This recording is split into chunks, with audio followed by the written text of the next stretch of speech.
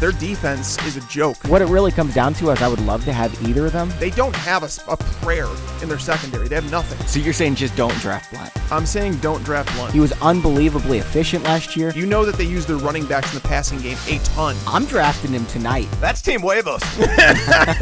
Huevos gigantes. Hey everyone, welcome into the Fantasy Pros Football Podcast. I'm Bobby Sylvester, joined as always by Mike Teglier. Follow us on Twitter if you don't already. We're at Bobby Fantasy Pro and at Mike Teglier NFL. Tags, today we're going to be talking Week 11 waiver wire. You said this is the most uninspiring waiver wire crop that we've seen all year. I happen to disagree though.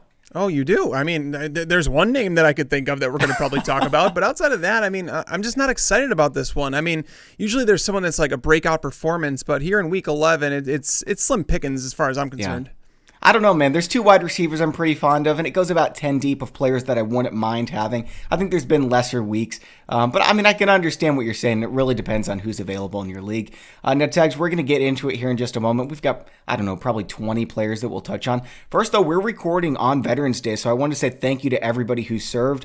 My dad served for 33 years in the Air Force, just retired, and I remember, like, Tags, when I was 16 years old, he missed Christmas. He was gone for the whole year, and it's just sacrifices like that. It's not even like being in danger, but it's, you know, spending time away from your kids, and I just want to say thank you to everybody who's done that type of thing. No, absolutely. That's it's awesome of you to say that, and yes, definitely a big props to those of you who've done that. And you're right, it puts a damper on families. Like a lot of I know people that's marriages and stuff like that have gone through turmoil, kids not having a great relationship because it's like they're away from their families and they're doing this for us. So thank you guys, with from everyone here at Fantasy Pros.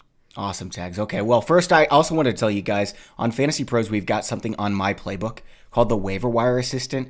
You guys are going to love this because it really cuts down on the time that you spend and the research you have to do in picking your waiver wire guys. Like, listen to the podcast, of course, but this is going to give you like a team of experts in your back pocket to help you identify all those top players available in your league. Like if you're playing on ESPN, CBS Sports, and Yahoo, all these different sites, it puts it all together on one page of information. It's going to give you the percentage of experts who would want you to add that player to your roster, who you should drop, and it's going to give you all kinds of detailed analysis to help you, win your leagues. So my playbook is at fantasypros.com/myplaybook, and one of those great tools is called the Waiver Wire Assistant.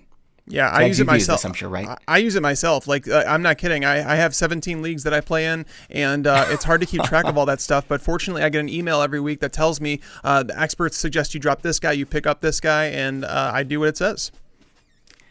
It is really helpful. Tags, you talked about Brian Hill. I don't know if you mentioned the name or just said there's one running back that's a great pickup. Do we spend all of our FAAB on Brian Hill? I mean, if you're a running back needy team, yes, I believe that he's a guy that I would say that you can rely on for the next. I mean, a mid-foot sprain to a running back on a team that's completely out of it and a team that scores points. He's out for the season, right? I mean, he's getting the MRI, so we'll find out. But I would imagine they're going to play it really careful with it. Yeah, and I mean, he has a matchup against Carolina this week. They're actually, in terms of like what opportunity means to a running back, they are allowing the most fantasy points per opportunity to running backs. It is one of the best matchups in the NFL you can have. Yeah. So yeah, he's going to have tons of value after this matchup. Unfortunately, he's going to have a matchup with Tampa Bay and New Orleans after that. But and then San Francisco in Week 15. Yeah, Week 14, the first week of the fantasy playoffs, he's going to get Carolina again. So it's like there's some hits and misses with him. But if you want to pick him up, be willing to spend that FAAB budget, maybe you can move him after this big game against Carolina and try and sell high package deal or something like that. But he is easily the number one running back on this list. And I mean, hopefully he could be what Devonta Freeman was supposed to be this year. Yeah, that's a good call about trading him after this week. And, the thing is, he's got some bad matchups coming up against Tampa, New Orleans, San Francisco. But the thing is, he had 20 carries against New Orleans. If he's going to get 20 touches against these teams, I mean, we start Joe Mixon every week, don't we? This offense is far better. Brian Hill is an explosive athlete. I'm not saying he's Devonta Freeman, but I am saying if he's getting 20 touches, you're going to want to start him even in the bad matchups. He's a start every single week for the rest of the season, and I think he's got a chance to be a weekly RB2 as well. Yeah, I mean, going against that Panthers team, man, it's like, it's instant gratification with waiver wires, right? So many people will be like, well, you put somebody to pick up this guy and he only had this many points. It's like, this wasn't an instant gratification. We're usually looking for waiver wire guys that we can add for weeks to come. But this is going to be one of those weeks where it's like, oh, you were so smart to tell me to pick up Brian Hill because he's going to have a big week. So it's like, if you're or like OJ Howard last week. And, exactly. Yes. I mean, we'll talk about that. I don't think it's a good idea to pick him up now. I mean, it's a hit or miss thing with tight ends, but I happen to think Brian Hill is definitely worth a lot of FAAB budget this week, and someone who's the clear-cut number one pickup. I mean, you're probably going to have to spend all your FAAB to get him, and to be honest with you, and the reason is because he is the only one that I'm looking at in waivers and thinking, wow, he should be on every roster. There's nobody else that I feel that way about, and I think everybody else is going to agree. It's too bad I spent all my waiver wire money on Ty Johnson, dude. Oh, I did that in one league. And so many people listening to this podcast can agree with me right now, and yikes. So bad, man. So bad. Yeah, major yikes. So let's say Devonta Freeman, he gets his MRI. We find out before the waiver wire deadline. Okay, he's got a mild foot sprain. He'll probably be back in a week or two. Would you still spend all your FAAB budget? I still think Hill's worth it to get that 1 week start against Carolina at the very minimum. And the thing is, if he plays well against Carolina, he's going to carve out a role in the offense moving forward. And again, Freeman, I was looking at his contract, and he's someone that the Falcons can get out of his contract after this year with it's like a $5 million cap hit or something like that. But basically his contract gets really expensive, so they have an out. So they could say, let's see if Brian Hill is someone that we could put alongside Ito Smith for the future. Ito Smith, by the way, is on injured reserve, so obviously he's not a part of this backfield. So Brian Hill, I would expect him to, with Devonta Freeman out, to get 15 plus, maybe 18 plus touches a week. He is an absolute must start in DFS this week. I can't wait to use him. Now, Tags, after Brian Hill, we've got some, not so exciting running backs of the group: Mattison, McKissick, Darius Geis, Peyton Barber, Darrel Henderson. Who do you like the most? Like, obviously, we're not playing any of these guys right away. I guess if you are, it's probably J.D. McKissick. But I mean, if you've got 3 running backs and you're adding a running back right now, who do you pick? It would be Alexander Mattison. He's too. a guy that they give him some carries every single week, so you could use in an absolute pinch if you needed to. But, I mean, he's not someone you want to rely on every single week. He's more of like that high-end handcuff, whereas like Darius Geis, I mean, tied to a bad team. And Adrian Peterson has been really good, like in terms of like what he's done. He's averaged over 100 yards per game, total yards per game, under Bill Callahan. And I see no reason that they're going to just remove him from the offense. So Geis is probably going to be like an 8 to 10 touch guy. Peterson's in a bad offense. Yeah, and in an offense that doesn't score much. And an offense, by the way, that's going to be led by Dwayne Haskins, because the news came out earlier today that Haskins is the starting quarterback for the remainder of the season, that they're not going to veer off that plan. So it's going to lower the overall potential of the offense. So I'm not excited about Geis. I mean, he is number 3 behind Mattison and Brian Hill, but I'm not excited about any of those guys. And J.D. McKissick, he's probably somebody that people are going to pick up this week and think that he's the starter. But I mean, as of the time recording this, they have not signed a running back, but I'm anticipating them to sign someone, maybe a Mike Davis. And you think Davis starts right away then? I do. I mean, McKissick had 16 touches last week. That was out of necessity, though, because they didn't have anybody else in the roster. I mean, when Ty Johnson went down, the only other running back they had active was Paul Perkins, and I mean, Perkins hasn't played football in years. So, McKissick kind of did that out of necessity, but I don't think they want him doing that. Yeah, so McKissick's going to be playing from behind against Dallas this week. Even if he doesn't get the 10 rushes that he got last week, I think he's going to get a lot of work in the passing game. Yeah. So I don't think he's a horrible pickup. Like, I'd rather play him this week against Dallas than Alexander Mattison against Denver. But if you've got 3 running backs, pick up Alexander Mattison. I think he's a phenomenal pickup. Tags, Royce Freeman, we start him almost every week, right? Yeah, I mean, he's like, it's like one of those situations where you want to call it like a 52-48 split, where it's just barely Phillip Lindsay. And, before the bye week, it was a little worrisome that, they didn't run the ball a whole lot with Brandon Allen under center, but they also didn't run a whole lot of plays that game. I don't anticipate that being the case going forward, but Broncos games are going to be boring most of the time. But yeah, if Royce Freeman's available, I would put him over Alexander Mattison as someone that's not even what I was saying. I was trying to say Royce Freeman is a start pretty much every week. Everyone's always got him in their top 30 running backs. Right. And Alexander Mattison has more rushing yards this year than Royce Freeman. Did you know that? That's pretty crazy. I didn't know that. He's also got more rushing yards than Devonta Freeman, who's played in every game. Now, he left this previous game early, but he's got 9-10 games under his belt. And Alexander Mattison has more rushing yards than both of them. What? That is madness, man. That's a bar bet. I probably would have bet against that, to be honest with you. He actually has more rushing yards than James Conner. Right. I just He's right up there with Saquon Barkley. Of course, Saquon missed some time, but... Right, but still, I mean, wow, I didn't realize that. I mean, Mattison's he's not involved in the passing game like at all. He has 13 receiving yards on the year, so that's obviously the part where it's like it's going to be crushing to your floor. And you know what's funny, Bobby?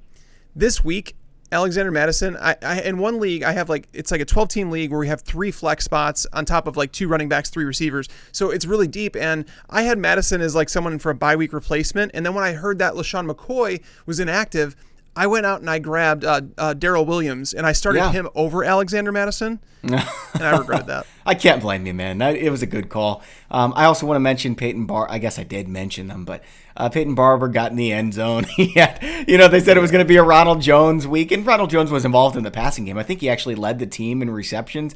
But Peyton Barber had 11 carries again, Tags. What the heck? Yeah, I'm a little worried that because Ronald Jones fumbled in that game, he caught a pass, and it wasn't even like, oh, I could see that happening to anyone. No, like he legit just dropped the ball. Nobody touched him.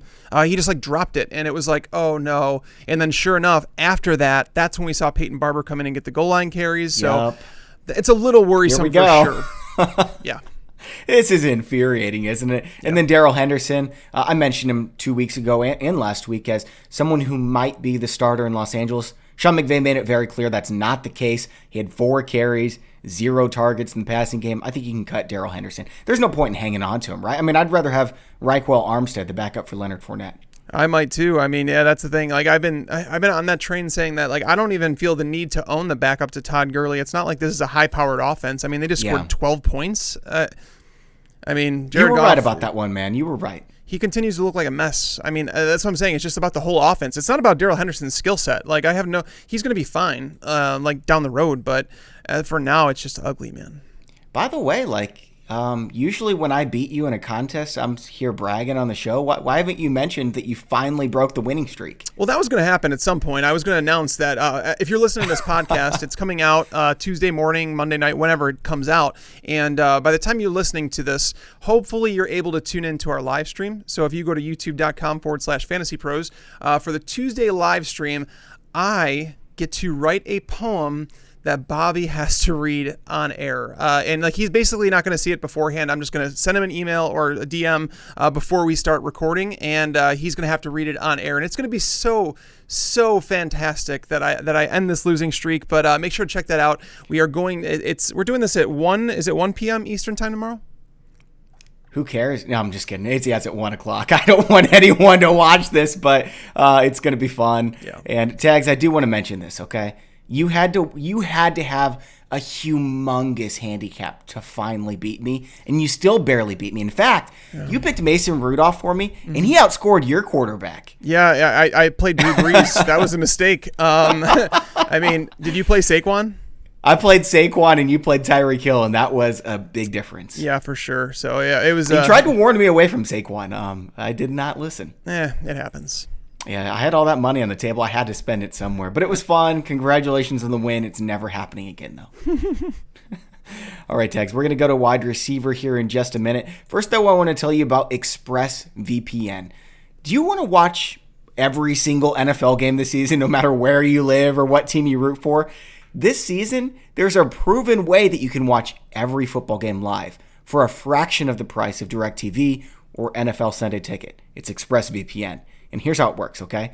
If you use ExpressVPN to buy the international Game Pass, it's going to let you spoof your location so you can buy the international Game Pass for just $125 and stream all the games.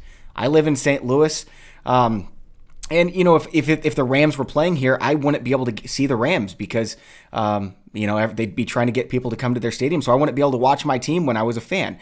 But I could stream all the games through ExpressVPN this way. ExpressVPN comes with apps for computers, mobile, and digital media players like Fire TV. Plus, you can use ExpressVPN every time you go online to keep all your network data encrypted, secure, and safe from hackers. ExpressVPN is the fastest VPN I've ever tried, and it costs less than $7 per month. It comes with a 30-day money-back guarantee, so enjoy every game of the NFL season with the world's most trusted VPN, ExpressVPN. Protect your online activity today and find out how you can get 3 months free at expressvpn.com/fantasypros. That's EXPRESSVPN.com/fantasypros. expressvpn.com/fantasypros for 3 months free with a 1-year package. Visit expressvpn.com/fantasypros to learn more. All right, Tags, wide receiver. Now, I mentioned I've got 2 that I really like. I don't think either's your number 1, though. So who is your number 1? My number 1 is shooting for the stars here, and it's going with Allen Lazard of the Packers.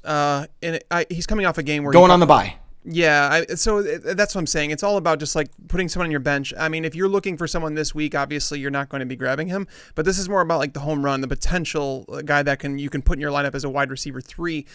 He's coming off a game where he had 3 catches for 27 yards. So people are going to be like, why would I want to pick him up? Well, he's received at least 4 targets from Aaron Rodgers in each of the last 5 games, and this was actually a season-high 6 targets. The reason I can see this as a trend moving forward is because we had Davante Adams out there for 50 snaps, we had Geronimo Allison for 40 snaps, and we had Allen Lazard 30 snaps. Meanwhile, Marquez Valdes-Scantling, 11 snaps played. Valdes-Scantling is basically being pigeonholed outside of the slot. Like they're using him perimeter only, and they're able to move Lazard around, which allows some freedom with Geronimo Allison and Davante Adams to create some mismatches. Aaron Rodgers, when he buys time, he's been like floating around the pocket, and then like when he looks to someone, I saw him throw into double coverage. That's something Aaron Rodgers does not do to Allen Lazard in the end zone this past week. So the trust is growing there, and we're starting to see more and more targets. So it's like I'm following those. I'm not saying that he's a guaranteed producer, but this game obviously wasn't a great one for Aaron Rodgers. But still, in the games that he does have, and like he starts throwing, finishing as a top 8 fantasy quarterback like he has, I think, 4 different times this year, you're going to see Lazard perform getting those snaps. I don't really love the schedule coming up for Green Bay. Of course, it's Aaron Rodgers, and if Lazard is the number 2, when he gets week 13 against the Giants, week 14 against Washington, those are good enough matchups that I think Lazard will be playable. I don't know if I want to stash him, though, when I could go out and get 11% owned Darius Slayton. This is someone I wrote in my bold predictions article. I think he's a top 20 wide receiver this week, and he got 14 targets, 10 receptions, 121 yards, and 2 scores. Darius Slayton, I've been saying it all year. If he finally gets the targets, he's a dang good football player. And look what happened, man. He went off against the Jets. Now, they're going on a bye. Then they got Chicago and Green Bay. But they finished the season Philadelphia, Miami, Washington. Now, Tags, are you worried about Slayton when they get Shepard back? I don't know when it happens. When they get Ingram back?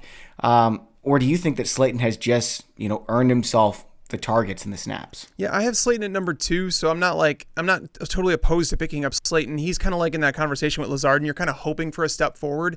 This game was obviously, a week where it's like, I don't know if many people started him with confidence, and he was someone that I talked about in the live stream. Someone asked about him, and I said that he's not a bad, a floor play. Like, he should come into the lineup and see targets. The issue is that we've seen the games before without Evan Ingram. We've seen games without Sterling Shepard, and he's been kind of like, stuck in the same role, but he's made catches when he's given the opportunity. So I was like, it's not a bad Hail Mary play.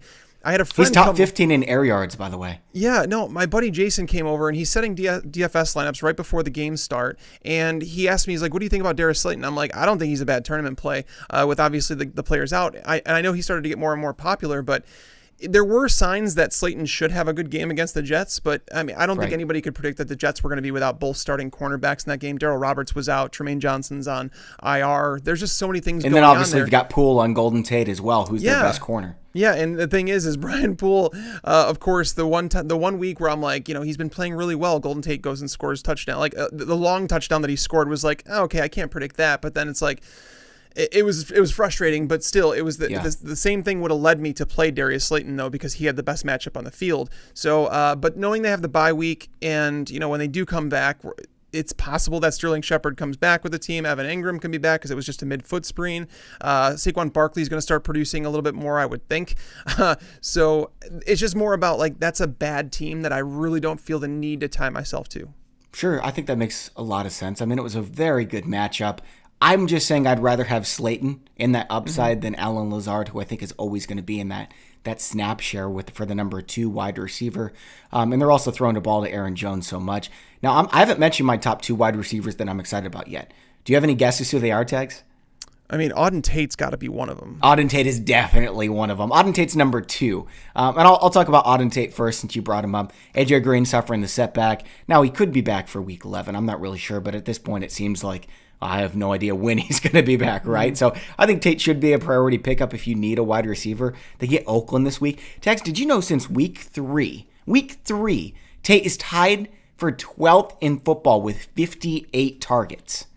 I believe it. There's been a couple weeks in there where he's had like 12 targets. And yeah, I definitely can believe it. And knowing that Oakland allows, I think it's the fourth most yards per target to wide receivers in football. That's obviously a matchup that some people are going to target for waiver wire weekend. He's actually my number 3 on the waiver wire here, because it's like, if you're in need of a 1 week solution, I'm going to say Auden Tate's a play, because I'm basically going to approach the Bengals as if AJ Green's never going to play for them again. Yeah, that's kind of what I'm doing as well. And Ryan Finley looked terrible, but I'm telling you, this Raiders secondary is more terrible than Ryan Finley and the Bengals passing offense. And, Auden Tate, not just this week against Oakland, he gets the Jets of Miami coming up too. That's obviously a good upcoming schedule. And as I mentioned, there's not I don't think there's any clear-cut winners on the waiver wire this week. There's not so many people that are under 40% owned, or under 60% owned, 40%, whatever it is, that we can play confidently. So knowing that you have a guy that's he has a 6-target floor in a good matchup against Oakland. Yeah. Yeah. I mean, in Lamarcus Joyner. And he's a big dude too. He can catch the ball in the red zone. Yeah. And it seems like Lamarcus Joyner is going to be out. He's been playing the slot. So I'm really curious. I think Darrel Worley is probably going to move back into the slot, which means they're going to be starting Trayvon Mullen and then a third stringer alongside him. So there's some moving parts in that Raiders secondary as well. So yeah, it's definitely a matchup where Auden Tate should be played. All right. So you pegged my number 2. Can you get my number 1? Ooh, that's tough. I mean, I have Cole Beasley there, but I'm not excited about him, so I can't see you. You have Cole Beasley at 4. I've got him at 7. I understand Cole Beasley because he's going up against Miami, but Cole Beasley last 5 weeks, 3 targets, 6, 7, 2, 6, and he's had some great matchups too. He hasn't really done much. Now, he got 74 yards this past week against Cleveland. He has gotten the end zone on 2 catches for 13, 3 for 16. Mm-hmm. I don't know if I want to trust him. Against Miami, he's not a bad play at all. I like the upside a little bit more in Dionte Johnson and James Washington. It's kind of gross with that Pittsburgh offense. Yeah. Hunter Renfro's been getting really involved with Oakland the past couple weeks. Whenever Carr's under pressure, he's been looking for Hunter Renfrow, and Renfrow finds a way to get open. He got in the end zone twice in the past 2 weeks, 88 yards for a score, 54 for a score on 6 receptions against Detroit. Great matchup against Cincinnati and the Jets. But my number 1 tags is Demaryius Thomas. Demaryius Thomas, your number 1. Yeah, heck yeah, man. Since joining the Jets starters, Demaryius Thomas has as many targets tags as Tyler Lockett, Stephon Diggs, and Kenny Golladay. Oh, I believe it. So I was and that was one of my misses, and I was so mad about it too, because I could have, when you have a perfect lineup in DFS and you look at the one player that you kind of viewed as the outlier, and you're like, I'm going to play him because no one's going to play him. Yeah. I did that with Demaryius Thomas against Miami, and I lost a few dollars because of it. But coming back and having a game, 9 targets. So he was banged up in week 9. He was questionable. He was missing practice during the week. So I think he was also questionable for this game too. So it's a hamstring injury that he's been playing through. So yeah. And the thing, you mentioned him on the DFS show last week, and I was like, you know what? I shouldn't let 1 week totally burn me off of him, because he was a good play, and it was just more of he burned me the week before. So it was one of those things where I shouldn't put too much stock into 1 week. And I think I said that. He has now he's in the second time, and that's the second time he has totaled at least 5 receptions in the last 3 games. Robbie Anderson has done that 3 times since the start of the 2018 season. Oh man. So it's Demaryius Thomas is doing what he's supposed to with his opportunity. It's just the question is, do you want to tie yourself to Sam Darnold? That's the biggest issue for me. I don't want to tie myself to Sam Darnold. What I do want to tie myself to are the next 4 matchups against Washington, Oakland, Cincinnati, and Miami. I'm starting Demaryius Thomas in all 4 of those games. I mean, you have bye weeks for the next 2 weeks. I mean, we have week 11 and week 12 were the last weeks of byes, so he's not a bad ad. I mean, I have him right there at I have him at number 6 behind Cole Beasley, Dionte Johnson, and then it's Demaryius Thomas. So I could make the argument for Demaryius Thomas over Cole Beasley, and I actually might do that right now, because Beasley against Miami, I don't think they're going to throw the ball a whole lot in that game. Even in the first matchup, he had 13 yards, I think, and he was saved by a touchdown. So, I mean, I might be with you, but I would still. He's not playing as many snaps either. His snaps have been going down during the season. Yeah, because they don't run 3 wide sets. They're going to be using Devin Singletary and Frank Gore a lot in that game. So, I could see it. Demaryius Thomas, number 4. So you mentioned Dionte Johnson. Why don't you tell us why you like him? He plays on Thursday night, so. Yeah, I really don't like him. That's the thing. So it's more of like he was there because like he's actually shown the ability to finish as a wide receiver 3 at some points, but I don't really like him that much. He does have the better matchup between him and James Washington because Dionte Johnson plays a lot of his snaps at left wide receiver, which means he'll see a lot of Greedy Williams, while James Washington will see more of Denzel Ward. Greedy's not bad, but you don't want to be messing with Denzel Ward. Right. I don't really want to bank on either of them this week, though. So I mean, I don't think either of them are guys that you should rely on. The same thing with Josh Reynolds. So, I think Demaryius Thomas, I think you made the case there where it's like Auden, Tate, Demaryius Thomas. Those are the top 2 waiver wire ads if you're looking for someone for this week. So we talked about my top 8. After these guys, there's some big question marks like Hardman, another big reception for a touchdown. Is there a chance that the Chiefs just say, okay, I've seen enough. He's got 5 touchdowns on 15 catches. We got to get him in the lineup. Is there a chance that just like, we saw with A.J. Brown, the team realizes he's great. The team starts giving him more snaps, and then he gets a lot of targets. Because if Hardman starts getting targets, he's a wide receiver 3 every week. Yeah, I mean, it's kind of ridiculous at this point. Like 3 of his last 5 catches have gone for touchdowns.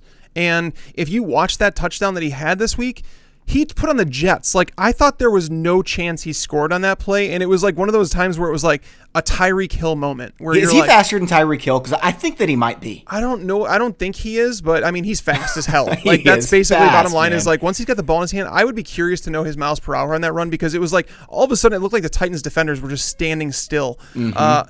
Unfortunately, they just keep. You know what? I take back what I said about Tyreek. Did you see that? Who was it that scored on the touchdown? Damian Williams, and Tyreek Hill was 20 yards behind, and he caught him. Oh, yeah. There's no way Hardman's as fast as Tyreek Hill. Go on, sorry. Hardman's interesting, like because the thing is, they keep giving targets to Sammy Watkins, and you wonder if at some point that's going to end because he's been super inefficient with his targets. So Hardman deserves more targets, that's for sure. The question is, does he get them? I don't know if you need to take that chance against the Chargers, who haven't allowed very many fantasy points to wide receivers. If you're looking for another home run threat like Mecole Hardman, you could put Taylor Gabriel in that conversation against the Rams. I mean, David Montgomery struggled against the Lions last week. I mean, I'm not giving up on Montgomery. I think he's fine. But Gabriel is going to see a lot of Troy Hill because Jalen Ramsey is going to be glued to Allen Robinson. So it's like a 1 week rent-a-player home run threat with some upside, Taylor Gabriel. Yeah, I don't think that's a bad call. And then in week 12, you got the Giants. Week 13, you got the Lions. So Taylor Gabriel's been good when he's on the field. It looks like he's the number 2 behind Allen Robinson at this point. We thought it was going to be Anthony Miller, but just like last year, Taylor Gabriel's been a good player. So why not keep him out there? I don't think he's a bad call, Tags. Would you rather go with Josh Reynolds face Chicago though? Nah. Assuming Brandon Cooks is still going to be out. I mean, 13 targets in the last 2 weeks. Right, but the ultimate thing, like the end goal here is that that we look at Jared Goff and we say the guy has thrown 18 touchdowns in the last 17 games now. It didn't move. That number didn't move. So if he's throwing just over 1 touchdown per game on average, and then going into a matchup with Chicago that's been a difficult matchup for quarterbacks, we saw Jared Goff against this Bears defense last year on primetime. Jared Goff looked terrible. Like that was one of the worst games ever, and people just wrote it off as it's the Bears defense, but it was kind of like towards the start of Jared Goff struggling. So it was cold. It was his first cold game of his NFL career in Chicago. He's playing at home. He's a lot better at home. He is, but I mean, it's still not a great matchup. And knowing that Reynolds is behind Robert Woods, he's behind Cooper Kupp. Gerald Everett even had 12 targets. Does he still play for the Rams? I mean, you wouldn't know. Josh Reynolds had infinitely more targets than Josh Reynolds. And it's stupid. I mean, Jared Goff paid the price for that. I mean, he didn't throw a single touchdown. So yeah, I don't really want Reynolds. Oh man, that was so stupid. Him and Saquon Barkley. Like, who could have guessed that Saquon Barkley would have 1 rushing yard and Cooper Kupp would have 0 receiving yards? What the heck? It was. I mean, that's something I don't think anybody could have predicted. That Cooper Kupp. Yeah. I mean, you could say that with Minkah Fitzpatrick that matchup has gotten a lot more difficult, but there is no way that you would have said Cooper Kupp is shut out. Is it time we start talking about Minkah as one of the top 2 or 3 in all of football? Safeties? Yeah, I mean, he's proven it. He was really good in Miami last year, and it was just like the team just was terrible. And he's changed that defense like single-handedly. Like that trade, if you look back on it, people said the Steelers, Dan and I talked about this on the podcast last night, saying that basically you can't call the Steelers dumb for doing it anymore. They're now in the playoff race, and they're not the 4th best team in the AFC, in my opinion. I would take, in order, the Patriots, obviously.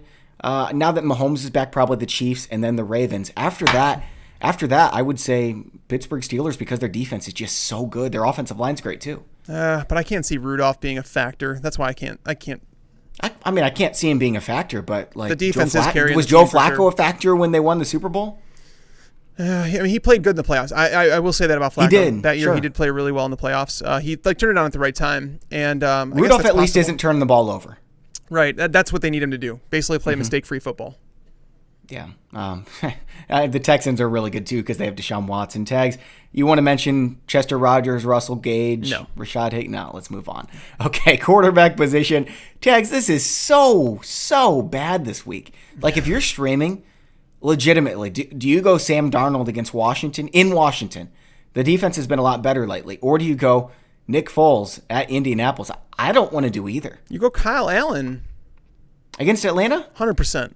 I don't really. Kyle Allen hasn't done anything this year, man. Nothing. He yeah. had a great matchup against the Bucs, and he did nothing. He had a great matchup against the Jags when Jalen Ramsey was out, and he went 181 yards, 1 touchdown for 12 fantasy points. He had a great matchup against Houston.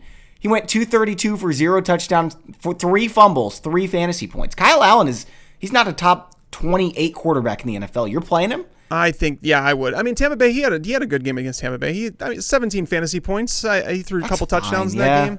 But that's the best possible matchup. I know. And he had 17 points. I mean, back then, Houston was healthy. They had J.J. Watt. That was a little different. Okay. The other game that he really struggled, that he showed a terrible floor, was against San Francisco. And I mean, nobody has done really well against San Francisco, but the last 2 He's weeks, got good playmakers. You're right about that. But Atlanta too just shut out the New Orleans Saints. Is that something to worry about? I don't really worry about it. I think that was a divisional matchup. Those teams have gone together so much that it's just like I think that those teams just know each other extremely well, what they want to do, and I think that's what led to that. Now, Carolina is another divisional opponent, but at the same time, Atlanta coming off that emotional win, this just seems like a big old letdown spot for them. Their defense still sucks. Yes, it does. I mean, you can go back and look in the primer, and you'll see it with Kyle Allen this week. Is basically the Falcons going back to when week 2 of last year, they've allowed, I think, 90% of quarterbacks to finish his top 13 options or something like that. So it's just like, basically, when you're streaming someone, you want a safe floor. And I think the relationship that Kyle Allen's built with DJ Moore, with Curtis Samuel, with Christian McCaffrey, and even Greg Olsen last week, it's like we're starting to see it take form. And I mean, unfortunately, the game in Green Bay last week, it didn't turn into what I thought it could be because of the snow and the wind, and like that game was freezing. But against Atlanta this week, back at home, yeah, Kyle Allen's a streamer for me. Interesting, man. I'm going with Sam Darnold against Washington. He had 22 points against the Giants.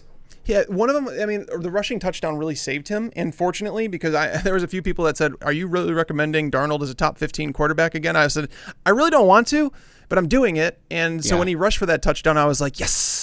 Like I kind of threw my hands up, and I was happy about it. But I don't think it's a bad matchup for Sam Darnold, but at the same time, it's like one of those slow-paced games. The over-under on that game, I think, is at 38 right now. It's just like, I don't see very many points being scored. So Darnold's my number 2. I would say that, but Kyle Allen is the one I would start. And by the way, I just want to say, for those who are in dynasty formats or whatever, I think DJ Moore, I think it's the time, and I know some people will be like, buy low, but he hasn't scored, and like the people that own him might be like, yeah, he's a good receiver, but he's not a superstar. I think DJ Moore is like, I think he's going to be a star. Like I watched a lot of that like game wide receiver 1 next year. I mean, it depends on the quarterback situation because there's so many things in flux. Yeah, they say Panthers. Cam's leaving. He's leaving Carolina. Obviously, Allen's not the long-term solution. So, do they draft a quarterback? But that's what I'm saying. Is it do Allen? They go out and get Jameis Winston? Well, no. They drafted Will Grier in the 3rd, so I would assume they're going to give him a shot. I don't know, and that's why I can't say it's like so great right now. But he's a superstar, man. Like that guy is. He deserves all the targets he's getting, and I just wanted to throw that out there. He looks fantastic. He's really good. I think the best buy low in Dynasty right now, though, is Allen Robinson, because I'm sorry, Tags. I mean, I guess not sorry, because you want this too. Yep. I don't think the Bears stick with Mitch Trubisky. I think they find another option. In fact, I think that's where Cam Newton might go, is to Chicago. And if Allen Robinson ever gets a competent quarterback, he's going to be a top 5 wide receiver in fantasy again. I'm telling you, he's so good. That's the thing, is I'm not... So here's why I don't think the Bears move on. I'm not saying it's the right thing. I'm going to say that this is why I think. Because Ryan Pace tied his reputation to Mitch Trubisky. basically, when he traded up to get him, he said, I'm okay with it. I'm trading up for him. Matt Nagy said that he came to the franchise because he knew Trubisky was the quarterback. He liked him. He wanted to work with him. And I think there's just so much riding on him that's why you didn't see him get benched for Chase Daniel. They need to keep his confidence up. Trubisky is someone who's continually struggled with confidence throughout his career, so they want to continue to build it. And I will say this. Sounds just like Blake Bortles with Jacksonville. Yeah. And then what ended up happening? No, I know. They replaced him with, right. I don't even remember But who it was Bortles, last they year. didn't spend that high of equity in it, and the GM wasn't tied to that role. So that's why I'm saying the Bears are so tied up in him that it's like, that's why I don't see it happening. Not to say it shouldn't. Trubisky did play competent this week, and it was a matchup against Detroit. It's been a good matchup for quarterbacks, but he kind of looked like the quarterback that he was last year, a guy that could make enough throws to win you the game, not lose it. So it's a step in the right direction, and I think the Bears, that's what they were hoping for. Yuck. But Yuck. Yeah, no, you need to see it on multiple weeks. People have asked me, is Trubisky going to be on the streaming radar? I'm like, I'm waiting. I want to see multiple weeks out of him, like, to build that confidence and get back to I want to see him run the ball. Like, can he please just run the ball? I don't know why they're not designing more runs, more rollouts. I mean, some of the plays that they're doing towards the sideline are dumb. They're just not leaving their player. Like, it's almost like Nagy is creating plays that the players have nowhere to go after the catch because they're catching it 2 yards from the sideline. It's like you're out of room at that point. So right. I don't know why they're not utilizing the whole field. Trey Burton has been non-existent. There's a lot of things wrong with the Bears right now. Yeah, but, they suck pretty bad, man. I'm sorry. It's been pretty brutal, man. All right, we're going to go to tight end here in just a second. But first, if you guys are watching on YouTube, so Tags and I do the Monday and Wednesday show on our YouTube channel, again at youtube.com/fantasypros.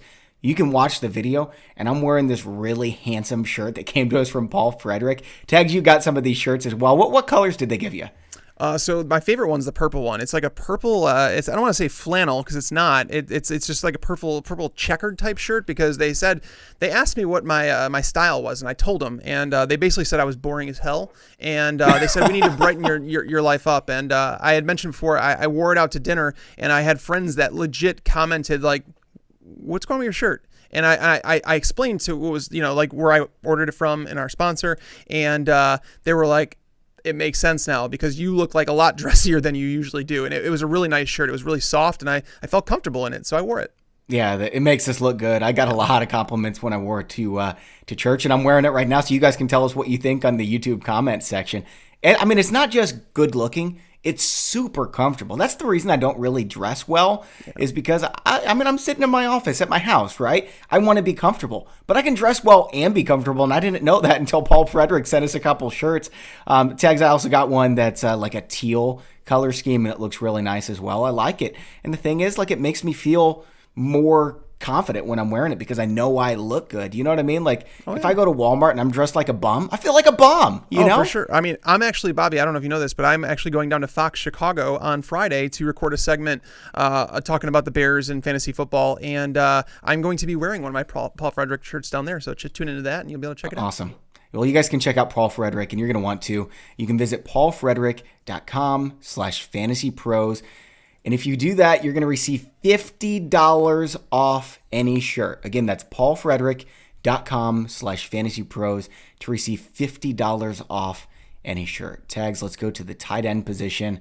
And a lot of people are going to be scrambling to pick up O.J. Howard, but he moves from the best possible matchup against Arizona to maybe the worst possible matchup against New Orleans. I'm not starting him this week, so why would you pick him up? Yeah, it's not a great matchup.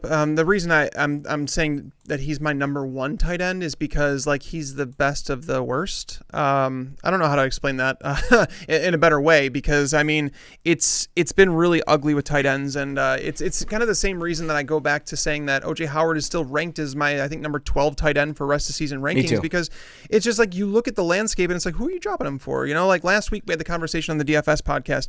Should I Mike Gesicki, O.J. Howard, and we were led to believe that Mike Gesicki was going to be like a safe option. That obviously didn't happen. Noah Fant. We led people to believe that, Tex. Yeah, I mean, that's the thing is like the vitals were there. So I'm not like anti-Mike Gesicki or anything, but it goes to show just how inconsistent tight ends have been. The reason that people hate O.J. Howard is because of the draft capital it took to draft him. If he was a guy that you picked up off waivers, you wouldn't be mad about it. You'd be like, this guy's really talented if he gets some opportunity. And, he's been so efficient. Whenever he gets the ball thrown his way, he's been great. Yeah. So, I mean, that's what I'm saying is just that I'm doing it because it's the best of the worst. And I'm hoping to find myself a long-term solution. There's a lot of people that are going to be hitting the waiver wire because Austin Hooper is a guy that's probably going to miss some time.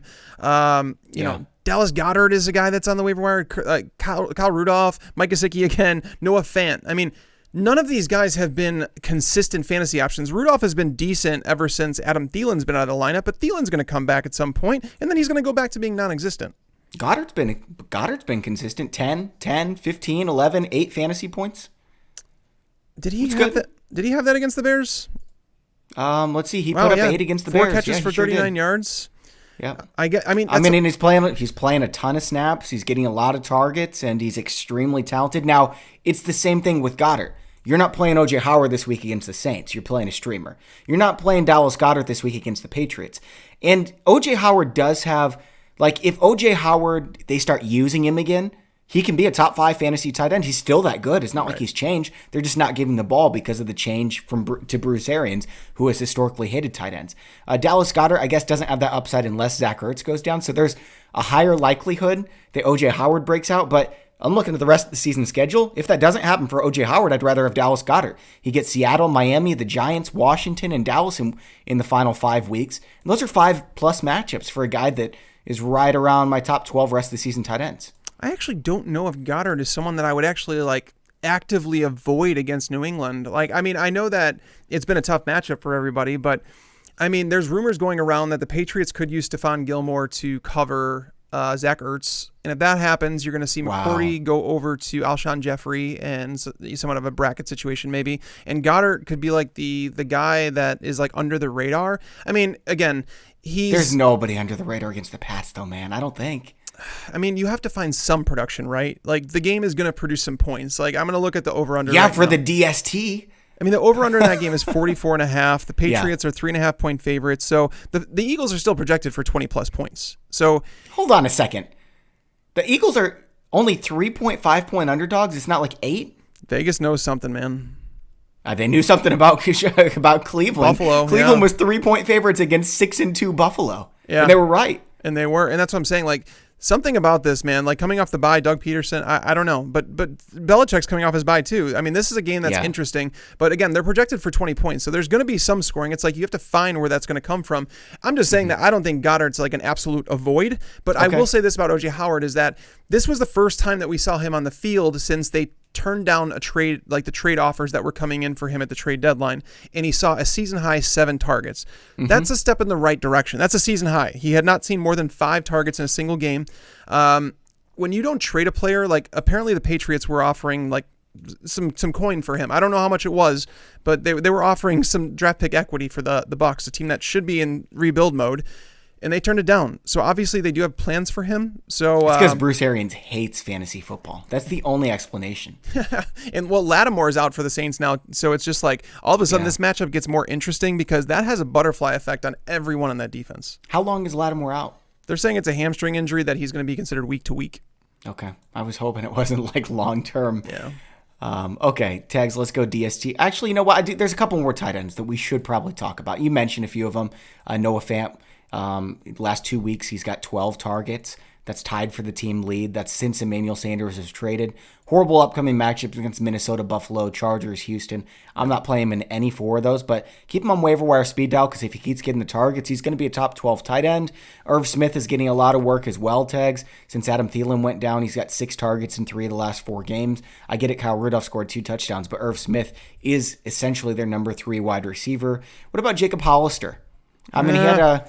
Yeah, we haven't seen him play against San Francisco tonight, but he had 6 targets and 2 touchdowns the last time we saw him. Well, then he has a bye week, so it's you're going to be searching for a streamer. He's not someone you hold your bye week. And then Philadelphia, and then Minnesota. So, that's a brutal matchup Leaves for him. Hollister alone. Yeah. Jonnu Smith has a bye as well. Mike Gesicki, can we cut him? It's a terrible matchup. You really don't want to play him against Buffalo. That's a brutal matchup. I was just looking at that before we started recording. Fant is a guy that his numbers look good with Brandon Allen, but it was based on 1 catch where he broke 4 tackles. It was kind of crazy actually. It looked dominant. He's fast, man. But it's Minnesota this week. Minnesota's been brutal to tight ends. Denver for Kyle Rudolph has been brutal against tight ends. They've been brutal against everybody as a matter of fact. That's kind of a matchup that's under the radar, that it's almost like San Francisco, New England, and then in Denver. Like it's a brutal matchup. So yeah, I don't really like very many streamers this week. So if you can't get your hands on OJ Howard, Dallas Goedert, I think maybe Dawson Knox is someone I might take a chance on. If you're like, he's in my top 15 too, man. Yeah, if you're totally desperate against Miami, I mean, he's a guy, he did see, I think it was 5 or 6 targets this last game. He is running the majority of pass routes, so that's a name to keep an eye on. All right, Tags, week 11 DST streamers. Usually we've got a solid defense like the Colts or the Titans going up against one of these garbage offenses. This week, all of the garbage offenses get garbage defenses. So are you streaming the Oakland Raiders, Washington, or the Jets? Washington, man. I'm going Washington here. Washington against the Jets. Okay. Yeah, over their last 7 games, they've averaged 2.7 sacks, so nearly 3 sacks a game. They've had at least not giving up points either. Yeah, they've allowed at least 2 sacks, or they've had at least 2 sacks in each of the last 5 games. And going against the Jets, I mean, a team that they've scored more than 16 points just twice this season. They're allowing an average of 4.3 sacks per game. I think they just lost another offensive lineman. Like, it's brutal there, man. And if you can get to Sam Darnold, he will turn the ball over. Like, as we know, he sees ghosts. You're right. Washington's coming off the bye as well. Tags, do you remember in the preseason when we said the Jets have one of the worst offensive lines in football? I don't know if my Twitter's ever been more upset at me. Well, I also said the Raiders had a bad offensive line, and I will apologize, Raiders fans, for that one, because that team has outplayed what we expected from them, like in terms of like their pass protection. Is Gruden coach of the year? They protected Derek Carr, and this was not an offensive line that projected very well. So I'm wrong on that, and that's going to happen when it comes to offensive line play. But yes, I'm sorry, Raiders fans. Tags, is Gruden coach of the year? I mean, he deserves some kudos, man. That team was on the road for a long time. I'm not saying he's coach of the year because Bill Belichick should win it every year, but he doesn't. But yeah, like even though Nagy got it last year, it should be Belichick every single year. I think that's a good way to put him in. Yeah, Gruden has done a really good job turning a team that we thought was going to win 3, 4, 5 games into legitimate playoff contenders. I think I'd say they have a 50-50 chance at making the playoffs. They've had some injuries too, man. Like they lost Antonio Brown. Okay, Tyrell Williams is playing through some injuries. Like he missed a couple games. They lost Vontaze Burfict, their inside linebacker. They lost their safety and Jonathan Abram. They traded away Gary and Conley, one of their starting cornerbacks. Yeah. Carl Joseph just went to IR.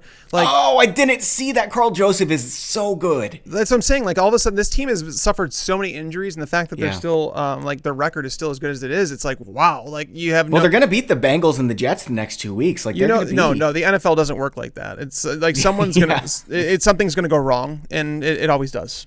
Yeah, you're probably right about that. I don't know. There was something else I was going to say that was really interesting, and I totally forgot about it.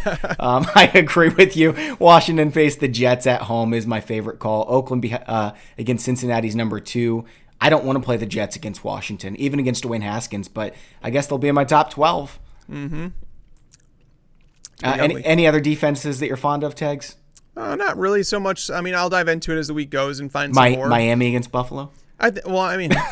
No, I would rather play the Jets, honestly, against Washington and Dwayne Haskins. Me too. Miami's on a 2-game winning streak, man. It's so dumb. Like I think that team didn't get the memo that they're supposed to be losing games. You know what I think happened is I think that the players got together and they said, screw these coaches. They want us to lose. We're going to go out there and we're going to play ourselves into a better job. You think it's like a major league situation? Yeah, something like that where exactly, just like major league, because they're a totally different like, I'm not saying they're good.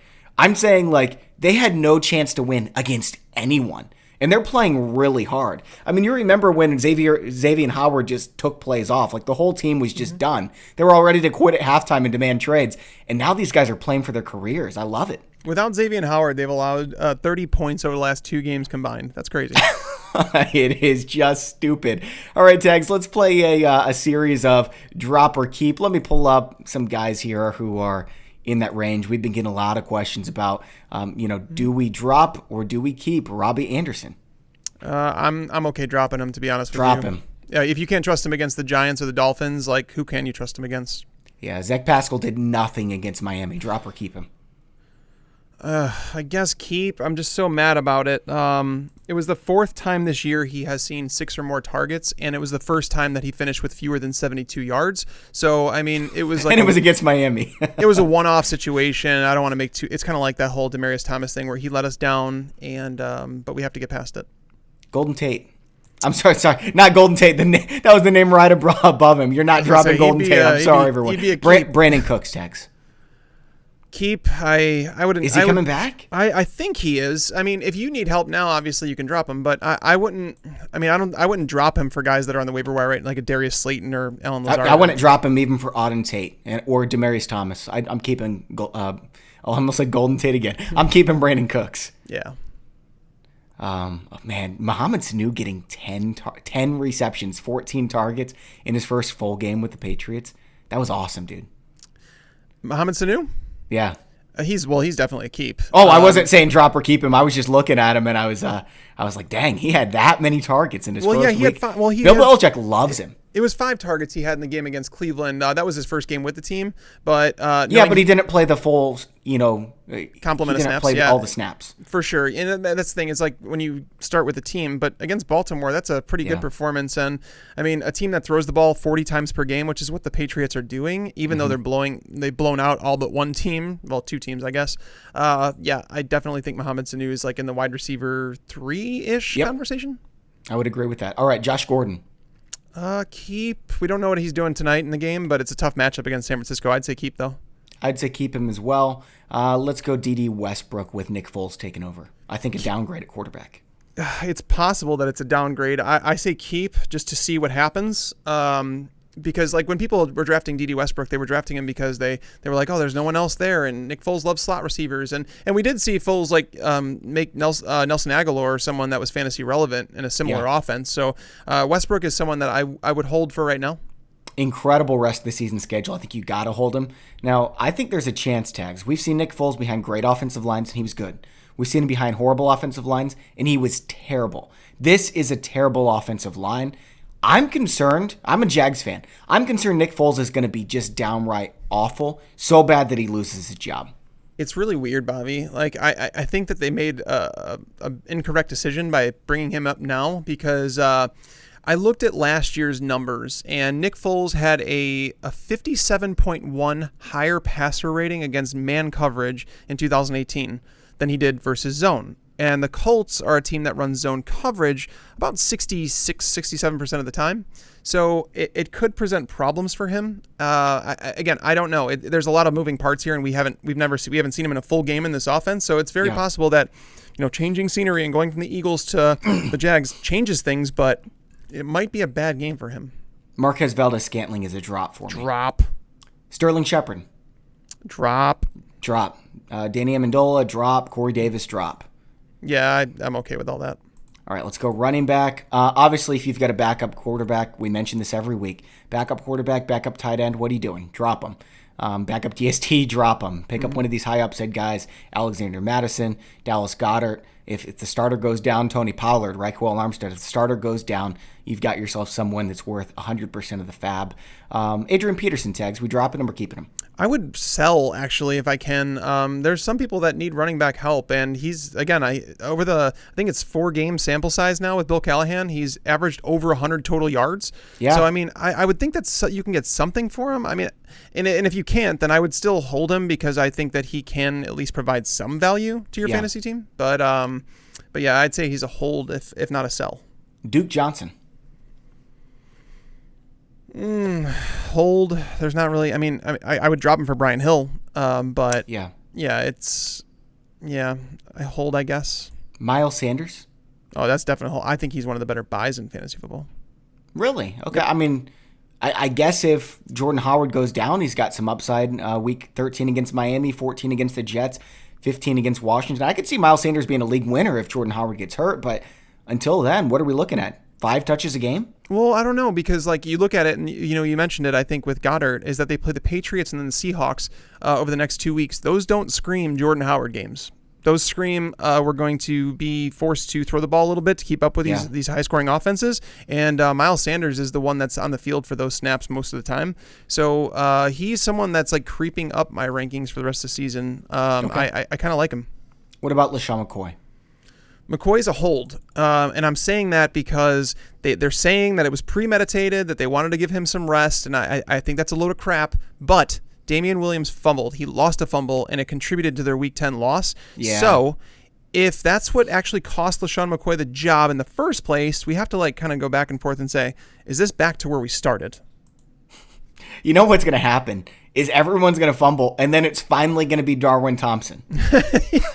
That would be the best case scenario. And Darwin Thompson's the best running back on their roster. I mean, he's their number 4 on their depth chart. He's the best running back I've seen on their roster. I think Darrel Williams has looked really good when he's Darrel Williams has looked pretty good. It's just a crapshoot what the Chiefs are going to do any given week in their backfield. And it's crazy because we could have said, if we knew who the starter was, he's an RB1. He's a lock for an RB1. Mm-hmm. And Reed just won't give us one. No, unfortunately.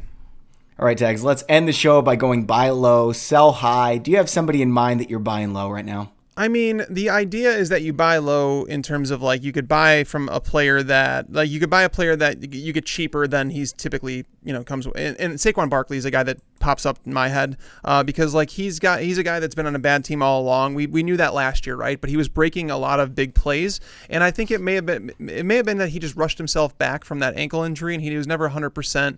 But he is a guy that's locked into 18 plus touches. They're going to get Evan Ingram back. They might get back Sterling Shepard. So it's like things are going to start like happening. And he gets to buy to rest. Yeah, that's really going to help matters, I think. And like some people are willing to move on from him. Like him and Alvin Kamara, I would say, are two of my favorite buys just because they're elite players that you can get at somewhat of a discount right now. And it's not to say that, they're going to come cheap. I don't think they are at all. But they're guys that you can't find very often because once you get outside like the top 8 running backs, it's impossible to find a running back who's locked into 20 touches per game like these running backs are. So, yeah, I'm buying them off bad games. And some people were already concerned with Kamara. They were already like, oh, did Latavius Murray eat into his workload and yada, yada. And now they saw that the Saints really struggled on offense and they're going to be concerned. I'm not one of those people. And Kamara got 4 carries. Yeah, I know. They only ran the ball. I mean, what did Latavius Murray have, 5 carries? Yeah. Yeah, they didn't run the ball very much at all, and they paid for it. So that's going to come back. Saquon's number 4 in my rest season rankings. Kamara's 5.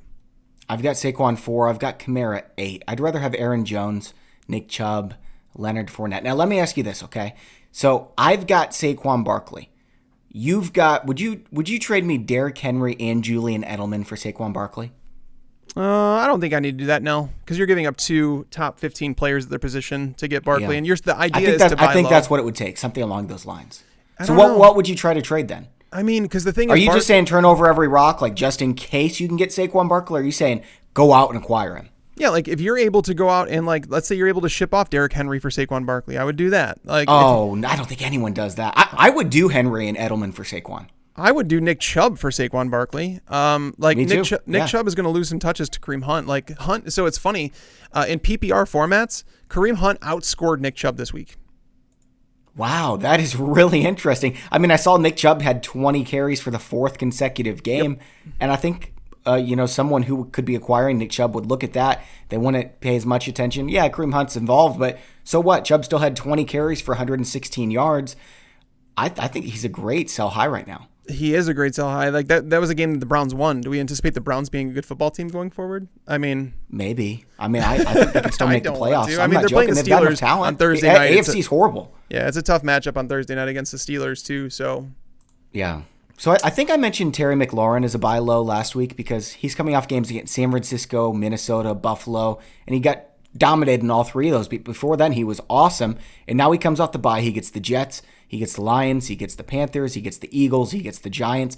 McLaurin's a great one to go out and get. I went out and got him in my most important league. And then DJ Chark. I know we're concerned about Nick Foles behind this offensive line, but DJ Chark, week 13, Tampa. Week 15, Oakland. Week 16, Atlanta. Tags, how do you feel about DJ Chark?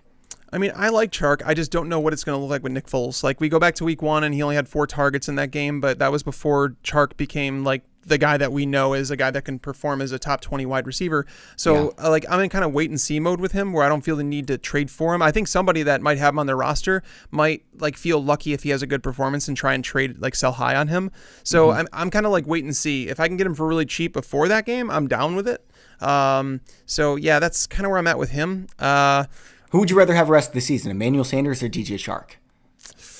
I have them right in the same territory, honestly. Like, there's not much of a difference for me. Like, it's teams that are going to be limited in their pass attempts. I guess I'd probably say Emmanuel Sanders because he's like the clear-cut number 1. We don't have to worry about anybody else in that team because nobody else do anything. But yeah, that's probably I'm going with Chark because of the schedule. It's close, but I mean, I didn't look at the schedule for Sanders, so it could lean that way, but they're close. And to go back on the one player that I am selling right now, Austin Eckler, you got a touchdown from him on Thursday night. So perfect call, Tags. Yeah, so I mean, he has received 6 or less carries in 5 of the last 6 games. He's involved in the passing game, but he's caught 4 or less passes in 4 of the last 5 games. So it's like when you add everything up here, you're getting basically 10 or less touches per week, and that's not enough to consistently produce RB2 numbers. So those touchdowns are going to regress. Like, that's going to happen, and Melvin Gordon's seemingly back to Melvin Gordon. So Eckler's more of like that flex player that you kind of push into lineups, and some people think that he's like a low-end RB2 that they both can produce, but I'm willing to trade him right now. So Tags, okay? Say you've got Austin Eckler. Would you trade him for Joe Mixon? Joe Mixon just had 32 touches. I know, that's so close, honestly. And I was looking at Mixon's schedule, and I hate the fact that he's up against New England in Week 15, which basically means like they get the Raiders this week. That's a tough matchup. They get the Steelers after that, brutal matchup. They get the Jets after that, another terrible matchup. Like the Jets are allowing 3.02 yards per carry. Cleveland and then New England. So it's a bad schedule. So I would probably take Eckler, honestly. I don't know, man. 32 touches. I think I'm going Mixon. Let's see here. Who else could you potentially... David Montgomery. I think you could trade right now Austin Eckler for David Montgomery after Montgomery's bad week. I'll take Montgomery for sure. He's a good buy low. Me too, and not even close. Yeah, the workhorse things are there. Detroit sold out to stop the run. They left their guys in man coverage, and they paid the price. Like, that's, again, Trubisky just, like, he was competent enough to win the game there. But, yeah, I would take Montgomery for sure. What about Ronald Jones or Austin Eckler? They're right next to each other in my rankings. I'd take Eckler because I really don't want to trust Ronald Jones after that fumble. You know who I'm trading right now? And this is going to sound contrary to everything I've said all season about the tight end position. What have we been saying, Tags? There's 8 tight ends. You start them every week no matter what. You definitely don't trade one of those. I think that there's 7 now. And I think that Mark Andrews is on the outside looking in. Yeah, he had a great game against Cincinnati. Good call, by the way, Tags. You mentioned you can look at the fantasy points allowed. Cincinnati has not allowed that much to tight end, but in terms of efficiency, they've actually been the easiest for opposing tight ends. And what did Mark Andrews do? He went out there 6 for 53, 2 touchdowns. I think a lot of people are going to remember those first 2 weeks against Miami and Arizona. Of course he tore them up. And then this last week against Cincinnati, another great matchup. And not see that in between then, he's playing 30% of the snaps, and he's been a bum. He hasn't been a top 12 tight end in that time. Now, he's got some bad matchups coming up. Houston, the Rams, 49ers, Buffalo. He gets the Jets. That's 5 horrible matchups. I would sell Mark Andrews right now to anyone who needs a tight end because I don't have Mark Andrews as the rest of the season top 10 tight end. I have him at 7. So, Evan Ingram is at 8 because I don't know what's happening with him and when he's going to return. But, wow, that's bold, man. I'll take Gerald Everett right now over Mark Andrews. Now, you could get a lot more than Gerald Everett. You could get Gerald Everett plus a wide receiver 4 or plus maybe Alexander Mattison. I'd do that. I would do that. Well, I like your boldness. I could appreciate it. That's a nice way of making fun of me. Thanks, Tex. I'm not making fun of you. I mean, his snap counts have been there all year long. Someone actually pointed that to me on Twitter the other week, and I was just like, it's been that, like, because they saw it in one game, and I was like, that's been that way all year, man. Like, the snap counts have not been there all year. He's a guy that plays limited snaps, but when he's on the field, he's targeted by Lamar Jackson like heavily. All right, guys, that's all for today's show. Tags, that was a lot of fun. Hopefully, good luck getting Brian Hill. Hopefully, he can get it and he wins you a league. Woohoo! I'm going to win a league with Demaryius Thomas and Dallas Goedert, though. And I want to say thanks to the sponsors of today's show, ExpressVPN. Remember, you can spoof your location so that you can get every single NFL game for cheaper than all the other sites, DirecTV and NFL Sunday Ticket, using expressvpn.com/fantasypros. Get that. That's expressvpn.com/fantasypros for 3 months free with a 1-year package. Again, expressvpn.com/fantasypros. And also check out the shirt I'm wearing on YouTube, youtube.com/fantasypros. That came to me from Paul Frederick. You guys are going to love these shirts. They look great. You're going to get a lot of compliments. You're going to feel good about yourself when you're dressing nice. And they're really comfortable too, which I think is the best part. paulfrederick.com/fantasypros is going to get you $50 off any shirt. And again, check out my playbook because we've got the waiver assistant, which is going to make your life easier. fantasypros.com/myplaybook. All right, Tags, that's all for today's show. Thanks for watching, everyone, and enjoy your football. Thanks for tuning into the Fantasy Pros YouTube channel. Make sure to check out our featured videos as well. Also, make sure to click that red subscribe button to get notified when we post videos in the future.